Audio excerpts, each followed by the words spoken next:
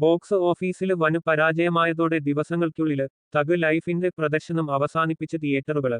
June 5-ന് release ചെയ്ത ചിത്രത്തിന്റെ പ്രദർശനം ഒരാഴ്ചയ്ക്കുള്ളില് തന്നെ മിക്ക തിയേറ്ററുകളും നിർത്തിവയ്ക്കുകയായിരുന്നു. കേരളത്തില് തഗ് ലൈഫ് പ്രദർശിപ്പിച്ചിരുന്ന തിയേറ്ററുകളില് റിലീസ് ചിത്രമായ ഛോട്ടാ മുംബൈ പ്രദർശനം ആരംഭിച്ചിരുന്നു. തങ്ങൾക്ക് സംഭവിച്ച നഷ്ടത്തിന് പകരം നഷ്ടപരിഹാരം ആവശ്യപ്പെടാന് ഒരുങ്ങിയിരിക്കുകയാണ് തമിഴ്നാട്ടിലെ തിയേറ്ററുടമകള് എന്നാണ് റിപ്പോർട്ടുകള്. വിതരണക്കാരായ റെഡ് ജയന്റ് മൂവീസിൽ നിന്നും നിർമ്മാതാക്കളായ കമല് ഹാസന്, മണിരത്നം എന്നിവരിൽ നിന്നും നഷ്ടപരിഹാരം ആവശ്യപ്പെടാനാണ് തിയേറ്ററുടമകളുടെ നീക്കമെന്നാണ് വിവരം.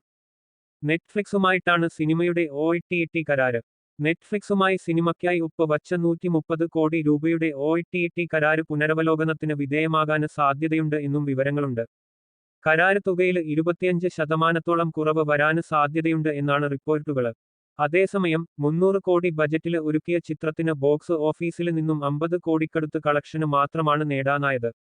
37 വർഷത്തിന് ശേഷം കമല് ഹാസനും മണിരത്നവും ഒന്നിച്ച ചിത്രത്തിന് പ്രതീക്ഷകള് ഏറെയായിരുന്നു.